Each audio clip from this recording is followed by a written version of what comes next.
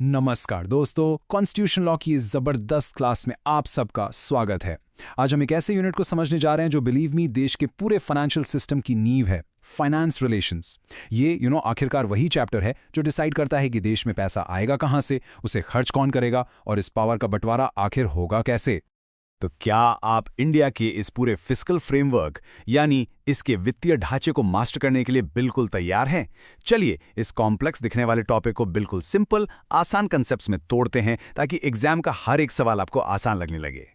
लेकिन आगे बढ़ने से पहले एक बहुत ही बुनियादी सवाल, इंडिया के फाइनेंशियल सिस्टम में असली बॉस है कौन, द सेंटर या स्टेट्स? इस एक सवाल का जवाब ही इस पूरे यूनिट का बेस है और मैं प्रॉमिस करता हूं इस वीडियो के अंत तक आप इसका जवाब खुद दे पाएंगे। यह है हमारा आज का रोड मैप। हम शुरुआत करेंगे सेंटर और स्टेट के बीच टैक्स लगाने की पावर के बंटवारे से। फिर हम इस पावर पर लगे कॉन्स्टिट्यूशनल रिस्ट्रिक्शंस को देखेंगे। इसके बाद रेवेन्यू शेयरिंग और फाइनेंस कमीशन के सुपर इंपॉर्टेंट रोल को समझेंगे और आखिर में सरकारों की उधार लेने की शक्तियों पर चर्चा करेंगे। और हाँ, एंड में एक सुपर फास्ट रिवीजन भी है, सो स्टिक अराउंड। तो चलिए अपने पहले पिलर से शुरू करते हैं। आखिर कॉन्स्टिट्यूशन ने टैक्स लगाने की ये पावर, जिसे हम फिस्कल पावर कहते हैं, किसके हाथ में दी है? Let's find out. सबसे पहले सबसे जरूरी बात, आर्टिकल 265। ये बिल्कुल साफ कहता है कि बिना कानून के अधिकार के कोई भी टैक्स न लगाया जा सकता है और न ही कलेक्ट किया जा सकता है। मतलब कोई भी सरकार आपसे मनमाने ढंग से टैक्स नहीं ले सकती। हर टैक्स के पीछे एक सॉलिड, वैलिड लॉ का होना जरूरी है। This is the golden rule. तो सवाल उठता है कि ये कानून बनाने की पावर है किसके पास? इसके लिए हमें देखना होगा कॉन्स्टिट्यूशन का 7th शेड्यूल। आप इसे ऐसे समझिए कि इस शेड्यूल ने सेंटर और स्टेट्स के लिए अलग अलग फाइनेंशियल टेरिटरीज यानी वित्तीय क्षेत्र बना दिए हैं, जहां साफ साफ लिखा है कि कौन किस सब्जेक्ट पर टैक्स लगा सकता है। No confusion. इस टेबल में आप पावर का ये बंटवारा बिल्कुल क्लियरली देख सकते हैं। लिस्ट आई यानी यूनियन लिस्ट, इसमें हैं बड़े नेशनल लेवल टैक्सेस जैसे income tax, customs duty, corporation tax, ये सब सेंटर के कंट्रोल में हैं। वहीं लिस्ट 2 यानी स्टेट लिस्ट, इसमें है एग्रीकल्चर इनकम पर टैक्स, शराब पर एक्साइज, जमीन पर टैक्स। और एक बहुत जरूरी बात याद रखिएगा, जीएसटी से पहले टैक्सेशन के मामले में कोई कंकरेंट लिस्ट नहीं थी। The division was very clear. लेकिन सोचिए, अगर कल कोई ऐसा नया टैक्स आ जाए जो दोनों लिस्ट में कहीं भी मेंशन ना हो, जैसे गिफ्ट टैक्स या वेल्थ टैक्स, तब क्या होगा? यहां पिक्चर में आता है आर्टिकल 248 यानी रेजिड्यूरी पावर। ये यूनियन पार्लियामेंट के लिए एक फाइनेंशियल सेफ्टी नेट की तरह है जो कहता है कि ऐसी कोई भी power automatically by default union के पास चली जाएगी। इस रेजिड्यूरी पावर को समझने के लिए union of India VS HS Dhillon का केस सबसे बेहतरीन एग्जाम्पल है। हुआ ये कि यूनियन ने वेल्थ टैक्स लगाया जिसमें एग्रीकल्चरल लैंड यानी खेती की जमीन की वैल्यू को भी शामिल कर लिया गया। इस पर स्टेट्स ने नेचुरली ऑब्जेक्शन उठाया।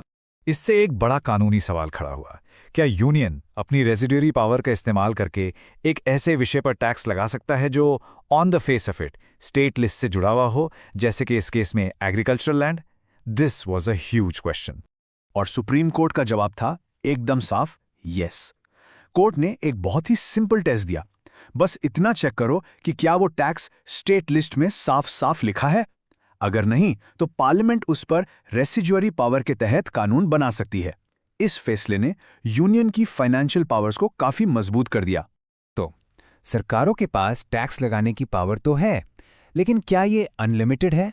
Absolutely not.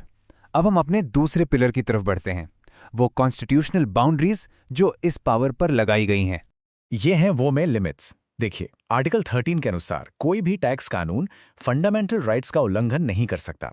आर्टिकल 14 कहता है कि टैक्स आर्बिट्ररी या मनमाना नहीं हो सकता।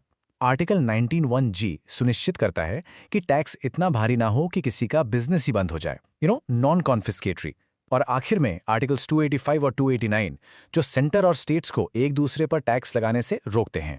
अब आते हैं एक क्लासिक एग्जाम क्वेश्चन पर, टैक्स और फी में क्या फर्क है? देखिए, टैक्स एक कंपल्सरी पेमेंट है जो आप सरकार को देते हैं, जिसके बदले में आपको कोई डायरेक्ट पर्सनल बेनिफिट नहीं मिलता। यह पैसा देश के जनरल विकास, रोड्स, डिफेंस, इन सब में लगता है।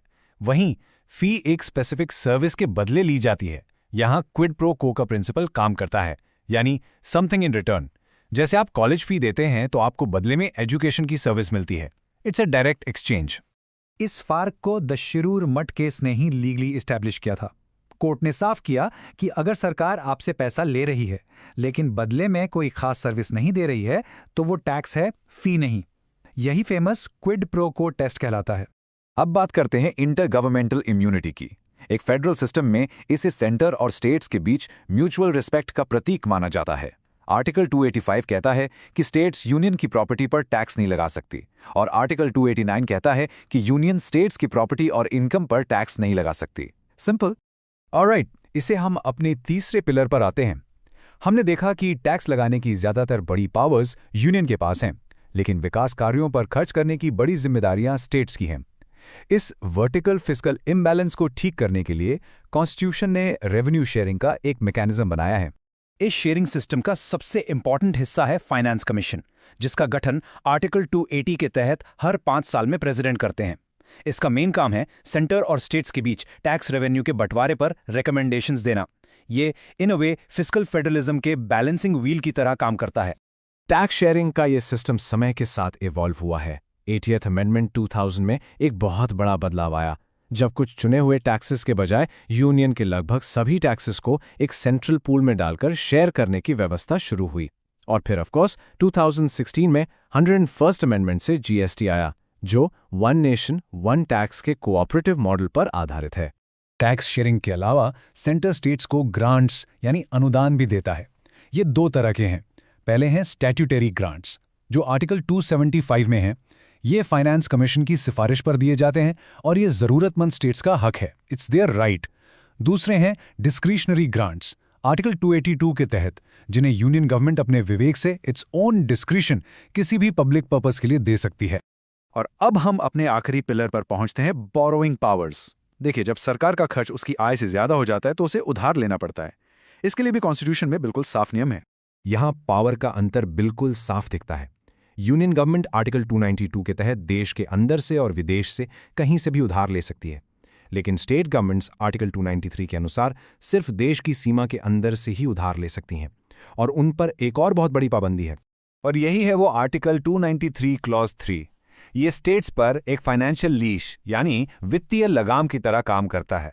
ये कहता है कि अगर किसी स्टेट पर सेंटर का कोई पुराना लोन बाकी है तो वो सेंटर की अनुमति के बिना नया लोन नहीं ले सकती। और क्योंकि लगभग सभी स्टेट्स पर सेंटर का लोन होता ही है, इसका असर ये होता है कि सेंटर स्टेट बोरोइंग को इफेक्टिवली कंट्रोल कर सकता है। और ये सिर्फ एक थियोरेटिकल प्रोविजन नहीं है, ओके? ये आज भी उतना ही रेलेवेंट है। हाल ही का state of Kerala versus union of India मामला इसी आर्टिकल 293 पर सेंटर और स्टेट के बीच चल रहे फ्रिक्शन को दिखाता है, जहां सेंटर द्वारा स्टेट की बोरोइंग लिमिट तय करने को चैलेंज किया गया है। ये मुद्दा आज भी सुप्रीम कोर्ट में लाइव है। ठीक है, अब समय है एक सुपर फास्ट रिवीजन का। अगले 30 सेकेंड्स में हम सब कुछ रिवाइज करेंगे। अपने एग्जाम के लिए तैयार हो जाइए, let's go. Power to tax 7 schedule में डिवाइडेड है। प्री जीएसटी टैक्स के लिए कोई कंकरेंट लिस्ट नहीं। यूनियन के पास रेजिडुअरी पावर है अंडर आर्टिकल 248, जिसे एच.एस. डिलन केस ने कंफर्म किया। Got it? Next. Tax power fundamental rights की लिमिट है। टैक्स और फी का टेस्ट क्विड प्रो क्वो है शिरूर मठ केस से। यूनियन और स्टेट्स के बीच म्यूचुअल टैक्स इम्यूनिटी है। सिंपल। रेवेन्यू शेयरिंग के लिए आर्टिकल 280 में फाइनेंस कमीशन की बॉडी है। 80th अमेंडमेंट से टैक्स पोलिंग शुरू हुई और जीएसटी ने कोऑपरेटिव मॉडल बनाया। डन। यूनियन कहीं से भी बोरो कर सकता है, स्टेट्स सिर्फ इंडिया के अंदर से। और अगर सेंटर का लोन बाकी है तो नए लोन के लिए स्टेट को सेंटर की परमिशन चाहिए। That's it. चलिए अब कुछ जरूरी सवाल जवाब। पहला सवाल, डॉक्ट्रिन ऑफ इम्यूनिटी ऑफ इंस्ट्रूमेंटैलिटीज क्या है? ये आर्टिकल्स 285 और 289 में दिया गया वो प्रिंसिपल है जो यूनियन और स्टेट्स को एक दूसरे की प्रॉपर्टी पर टैक्स लगाने से रोकता है ताकि उनके बीच आपसी सम्मान बना रहे। दूसरा सवाल, फी के लिए क्विड प्रो क्वो टेस्ट क्या है? इसका मतलब है बदले में कुछ। कोई भी लेवी तभी फी कहलाएगी जब सरकार उसके बदले में पेयर को कोई विशेष स्पेसिफिक सर्विस प्रदान कर रही हो। तो अब जब आप सारे नियम जानते हैं, सोचिए इंडिया के फेडरल स्ट्रक्चर में असली फाइनेंशियल एडवांटेज किसके पास है? सेंटर के पास या स्टेट्स के पास? What do you think?